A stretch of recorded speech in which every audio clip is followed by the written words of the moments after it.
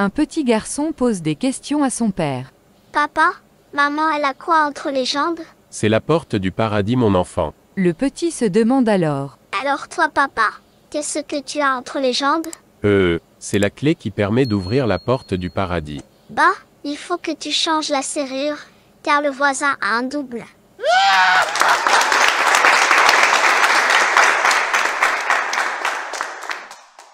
Deux Belges vont chercher du carburant dans une station-service à la frontière près de Valenciennes.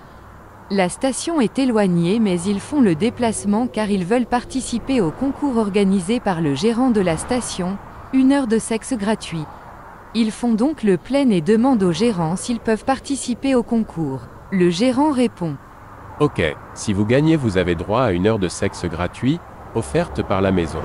Et comment on joue? Demandent les Belges. C'est simple, je vais penser à un nombre entre 1 et 10. Si vous devinez ce nombre, vous gagnez votre heure de sexe gratuit. Ok, le numéro 7. Désolé, c'était 8. La semaine suivante, ils retournent à la station, refont le plein et demandent à participer au concours. Ok, je vais penser à un nombre entre 1 et 10, si vous devinez ce nombre, vous gagnez votre heure de sexe gratuit. Je dis le numéro 5. Désolé, c'était 7. Sur le chemin du retour, le premier Belge dit à l'autre. Je suis sûr que ce concours est truqué. Répond le deuxième. Je ne pense pas. Ma femme a gagné 2 fois la semaine dernière.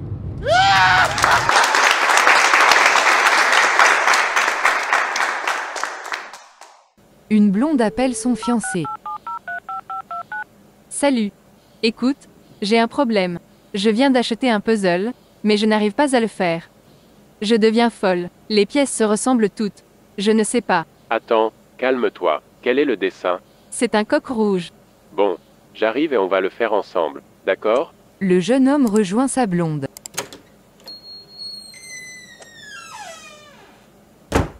Alors, il est où ce puzzle? Il est ici. Ok, on fait comme ça. On remet tous les cornflakes dans la boîte et on n'en parle plus, d'accord?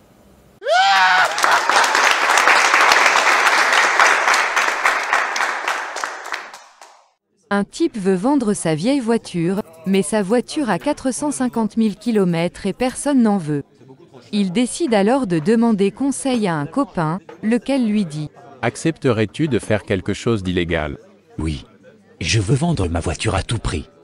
Bon, dans ce cas, tu vas voir mon ami Tony qui est mécanicien, et il va mettre ton compteur à 45 000 km. Le gars va donc voir Tony, qui lui remet le compteur à 45 000 km. Quelques jours plus tard, il revoit son copain, qui lui demande. As-tu vendu ta voiture? Ça ne va pas? Non. Maintenant qu'elle a 45 000 km, je la garde.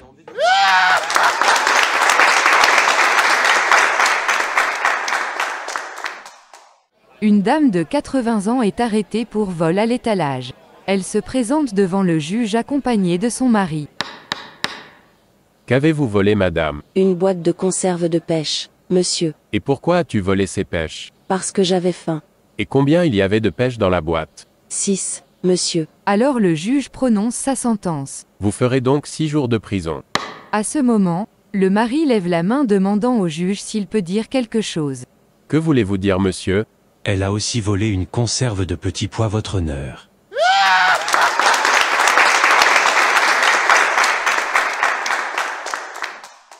C'est une blonde qui rend visite à sa copine blonde.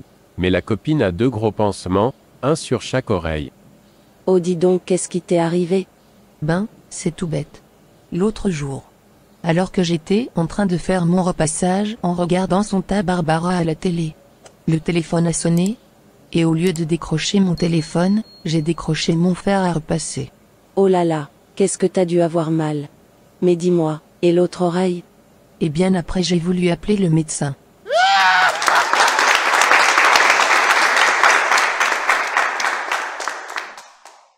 Pour ses 75 ans, une dame s'offre un beau cadeau en se permettant de passer une nuit dans un luxueux hôtel.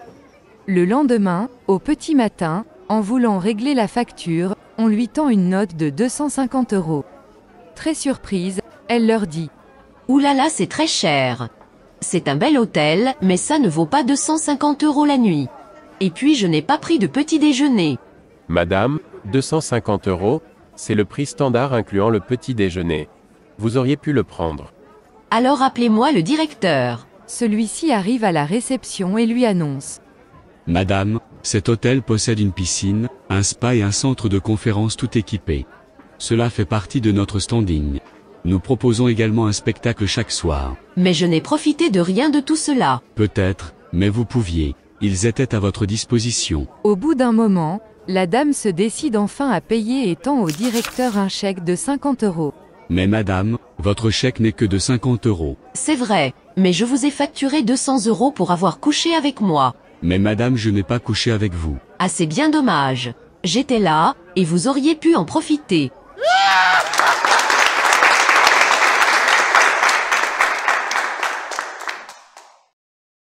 Un gars meurt et se retrouve en enfer.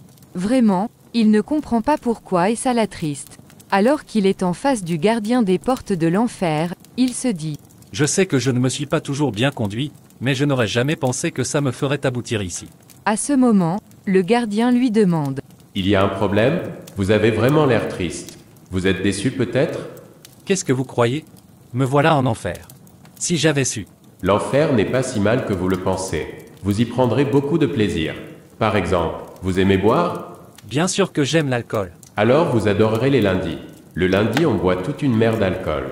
Vous aurez du whisky, du rhum, de la tequila, de la bière, du gin ou autre chose encore. Et tout ça à volonté. La fête dure toute la nuit. Oui, vraiment vous serez fou des lundis. Et vous fumez? Oui, je fume la cigarette. Eh bien vous adorerez les mardis. Le mardi est le jour où l'on fume. Des cigares les plus raffinés aux cigarettes les plus fines. Vous fumez autant que vous voulez sans vous soucier d'attraper le cancer parce que vous êtes déjà mort. Si c'est pas basse ça, vraiment le mardi sera un jour que vous aimerez. Vous vous droguez? Bah j'ai un peu essayé quand j'étais plus jeune. Ah vous aimerez aussi les mercredis. C'est le jour des drogues. Vous pourrez essayer toutes les drogues qui existent, et sans vous soucier d'enfreindre la loi ou de l'overdose parce que vous êtes déjà mort. Oui, vous aimerez les mercredis. Vous aimez jouer? Oui, j'aime jouer. Ah vous allez aimer les jeudis. Car ce jour-là, l'enfer est un vrai casino. Blackjack, craps, poker, mais aussi les paris, les courses de chevaux. Tout ce qui se joue. Vous aimerez réellement les jeudis. Vous êtes gay? Bah non. Ah, par contre, vous allez détester les vendredis.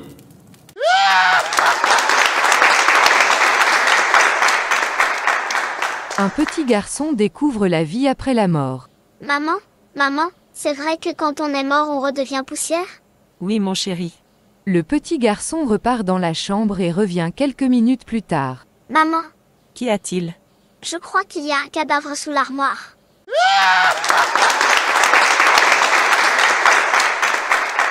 Quelques jours avant Noël, un homme discute avec un ami dans un bar. J'ai fait couper la queue de mon chien, la semaine dernière. Ah bon? Et pourquoi ça? Je reçois ma belle-mère à Noël et je ne veux pas qu'elle pense que certains sont contents de la voir.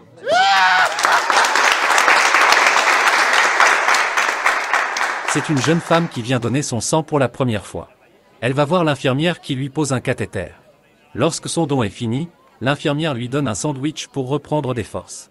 La jeune femme voit de l'autre côté de la salle, un homme qui mange un énorme burger avec des frites. Elle demande alors. Madame, je ne peux pas avoir comme le monsieur là-bas? Non, vous venez de donner votre sang mais lui il a donné autre chose. Il a donné quoi? Demande la jeune femme. Il a donné son sperme, et vous n'en avez pas. Et comme on n'a pas beaucoup de donneurs de sperme, on leur donne plus à manger afin qu'ils reviennent. La jeune femme s'en va déçue. Elle revient un mois plus tard et tombe nez à nez avec l'infirmière de la dernière fois qui lui dit. Alors, on vient redonner son sang? La jeune femme, la bouche pleine, fait non de la tête.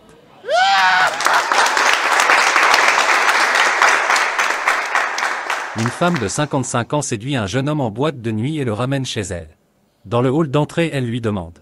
Ça te dirait de faire l'amour avec la mère et la fille? Le gamin tout excité lui répond. Oh oui.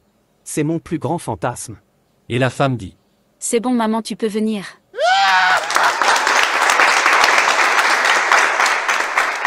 Un futur marié tente de soudoyer le curé. Pendant la préparation du mariage, le futur marié prend le curé à part et lui chuchote. Écoutez monsieur le curé. Voici un billet de 100 €. En échange, je voudrais que vous modifiez un peu le schéma classique de la cérémonie. Pour être plus précis, je veux qu'au moment de s'adresser à moi, vous laissiez tomber la partie où je dois promettre d'aimer, d'honorer et de respecter mon épouse, renoncer aux autres femmes et lui être fidèle à jamais. Sans dire un mot, le curé prend le billet et le futur marié s'en va satisfait et confiant. Le jour du mariage arrive et le moment fatidique de la promesse approche. Le curé se tourne vers le marié et lui dit droit dans les yeux. Promettez-vous de vous prosterner devant elle, d'obéir à chacun de ses ordres, de lui apporter le petit déjeuner au lit tous les matins, et de jurer devant Dieu et votre femme exceptionnelle, que jamais au grand jamais, vous ne regarderez une autre. Le marié commence à rougir, il ravale sa salive et regarde autour de lui. Coincé, il répond à voix basse. Oui, je le veux. Le jeune marié se penche vers le curé. Je pensais qu'on avait un marché. Alors le curé lui met son billet de 100 € dans la poche et murmure à son oreille. Elle m'a fait une meilleure offre.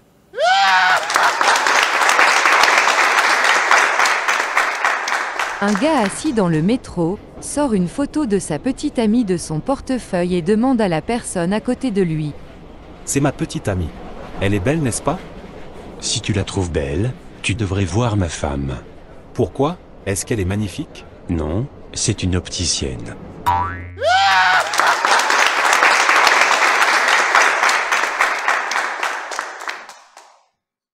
Un soir, un petit garçon surprend ses parents en train de faire l'amour. Le lendemain, il demande à sa maman. Maman, hier soir vous faisiez quoi avec papa? Parce que je vous ai vu. Toi, tu étais sur lui et tu sautais sur papa. La maman, un peu gênée, tente de trouver une explication pour son fils. Oui, tu sais mon chéri, papa a un peu grossi, alors tous les soirs, maman essaie de faire rentrer son gros ventre en sautant dessus. Voilà ce qu'on faisait. Le petit garçon semble très satisfait par l'explication, mais dit à sa mère. Oh oui, mais tu sais maman, ça ne sert à rien. Étonnée, la maman lui demande. Ah bon? Mais pourquoi tu dis ça? Parce que quand tu pars au travail, ma nounou arrive et elle souffle dans papa et il regrossit.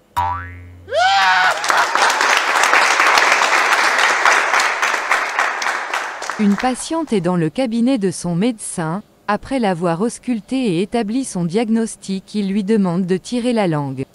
La patiente s'exécute. Au bout de 5 minutes, la patiente trouve le temps long et finit par dire à son médecin. Docteur, cela fait 5 minutes que vous m'avez demandé de tirer la langue et vous ne la regardez même pas. Oui, c'était juste pour être tranquille pendant que je rédige votre ordonnance.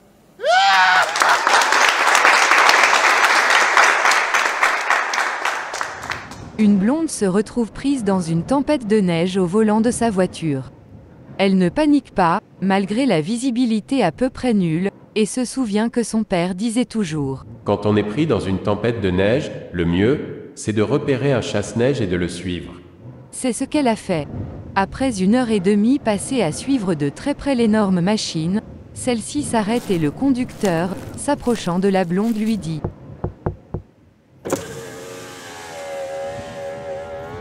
Dites donc ma petite dame, qu'est-ce que vous avez à me coller au cul comme ça depuis bientôt 2 heures? Et la blonde lui explique ce que son père lui a préconisé de faire en cas de tempête. Quand elle termine son explication, le chauffeur de chasse-neige hoche la tête et dit. Bon, si c'est ce que vous voulez, pas de problème. Maintenant qu'on en a fini avec le parking de Champs, on peut passer au parking de Carrefour.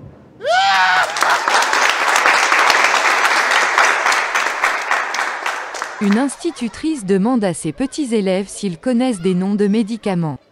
Un enfant lève la main et dit « Aspirine. Bien, et à quoi ça sert? Demande l'institutrice. C'est pour les maux de tête.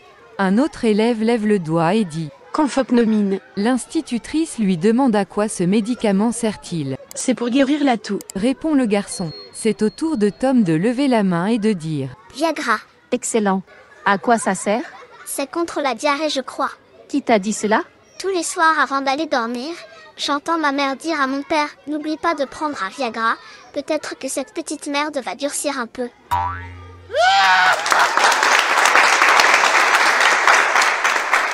Une femme va voir son gynécologue. Lors de l'examen, il se rend compte qu'elle a un tatouage sur le haut de chaque cuisse. L'un représente Christophe Dominici et l'autre Aurélien Rougerie. Il lui demande. Alors madame, on aime le rugby? Oh oui, je suis une vraie fan. Ah, mais moi aussi. Puis-je faire un petit bisou sur chacun pour porter chance à l'équipe de France? Oui, bien sûr. Le médecin s'exécute et se relève. À ce moment-là, la patiente s'écrie. Et à Chabal, on ne lui fait pas un bisou?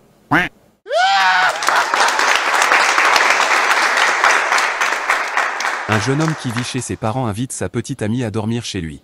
Il partage la même chambre que son petit frère mais a une ruse qu'il explique à sa copine. J'ai une idée. Vu qu'avec mon frère on dort dans un lit superposé et que j'ai celui du haut, pour que l'on puisse faire l'amour sans qu'il comprenne, tu diras jambon si tu veux que j'aille plus fort et cornichon si tu veux que j'aille moins fort. Le soir, le jeune couple met son plan à exécution avant d'être interrompu par le petit frère qui lance. Bon, vous avez fini de faire des sandwichs? Parce que j'ai reçu de la mayonnaise sur la tête.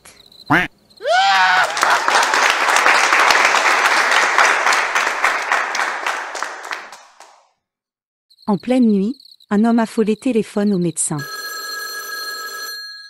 Allô? Venez vite, docteur. C'est terrible. Je m'apprêtais à faire l'amour avec ma femme quand notre bébé s'est mis à pleurer. Je suis allé le bercer pour qu'il se rendorme, mais il en a profité pour avaler le préservatif que je tenais à la main. J'arrive tout de suite. Dit le médecin. Il se tire du lit, s'habille, prépare sa trousse.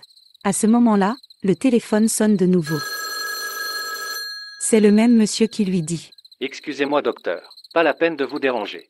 Cette affaire de préservatif est beaucoup moins tragique que je ne le craignais. J'en ai trouvé un autre.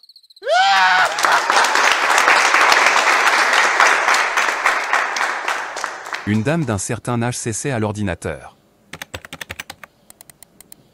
Au bout d'un moment, elle s'écrie. Au fut, je me suis trompée. Chérie, comment fait-on pour revenir en arrière? Chérie. Je ne peux pas te répondre. Ça fait 35 ans que je me pose la question.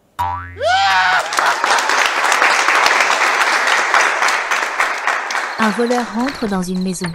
La maison est silencieuse. Soudain, quelqu'un se met à parler. Jésus te regarde.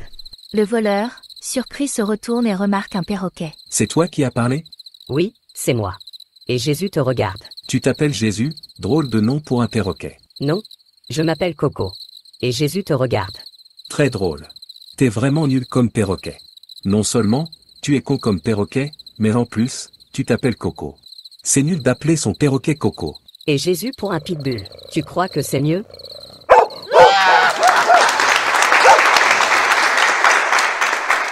Un jour, un homme se plaint de ses douleurs à son ami. J'ai super mal au poignet.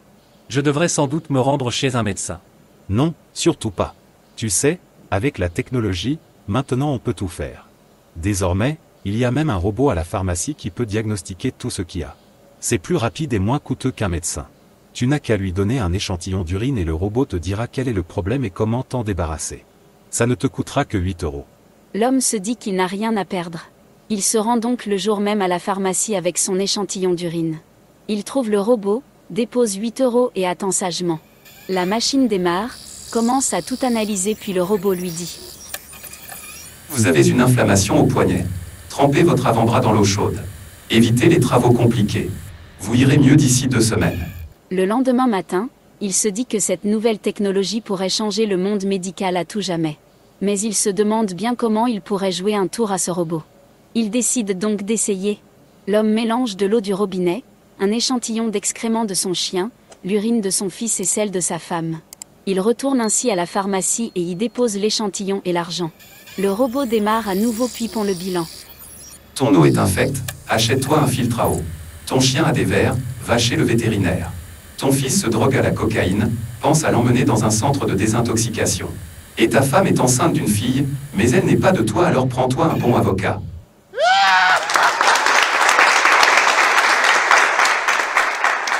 Dix femmes arrivent au paradis et Saint Pierre leur demande. Que toutes celles qui ont trompé leur mari avancent d'un pas. 9 femmes avancent d'un pas, et une reste sur place. Saint Pierre dit alors. Quelqu'un peut-il aller me chercher l'interprète en langue des signes, s'il vous plaît? Une femme sourde vient d'arriver.